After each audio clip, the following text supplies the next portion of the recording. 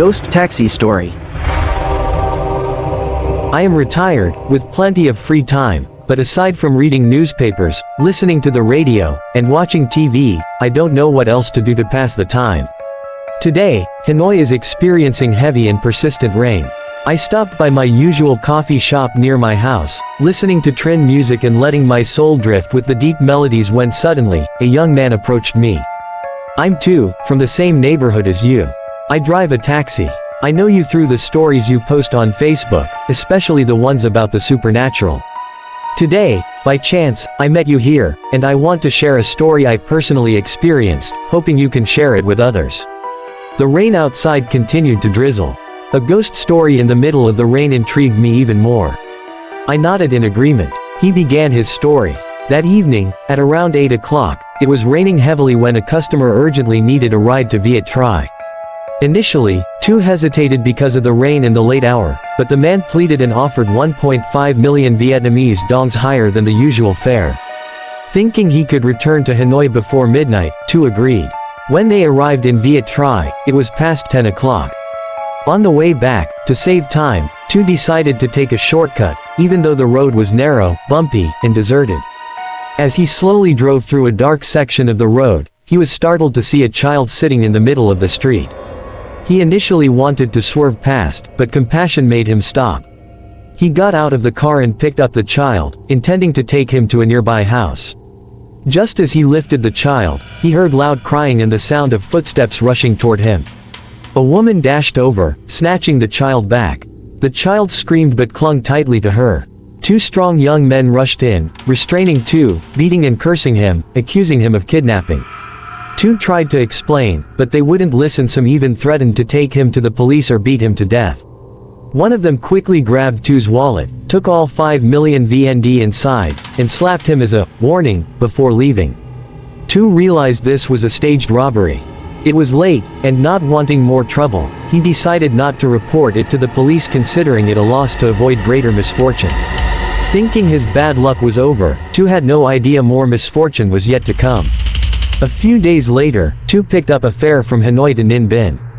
On the way back, it was already dark when he saw a mother and daughter waving for a taxi by the roadside. The woman appeared to be around 30, while the little girl was about 7. They wanted to go to Hospital 108 to visit a sick husband. Since it was on his way, Tu only charged them 200,000 Vietnamese dongs. The woman paid immediately upon entering the car.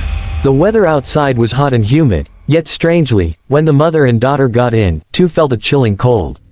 He increased the AC temperature, then turned it off completely, but the cold remained. As he drove on the highway at 100 kilometers per hour, he suddenly heard a child's laughter and playful chatter inside the car. The sound fluctuated, sometimes loud, sometimes faint. The car was moving, and the windows were well soundproofed. Where was the laughter coming from? Shivering, Tu glanced at the rearview mirror and froze. The mother's reflection in the mirror was staring straight ahead, her gaze cold and sharp. A chill ran down his spine, and he broke into a cold sweat. He quickly turned around only to see the mother and daughter sound asleep. He reassured himself that it must be his imagination. Upon arriving at the hospital entrance, Tu turned back to wake his passengers, but the backseat was empty. The mother and daughter had vanished without a trace. Their suitcase in the trunk was also gone. Terrified, Tu drove to a well-lit area, trying to compose himself. Then, he suddenly remembered the money they had paid. Opening his wallet, he found real bills mixed with paper money used in rituals for the dead. At that moment, he knew he had encountered ghosts.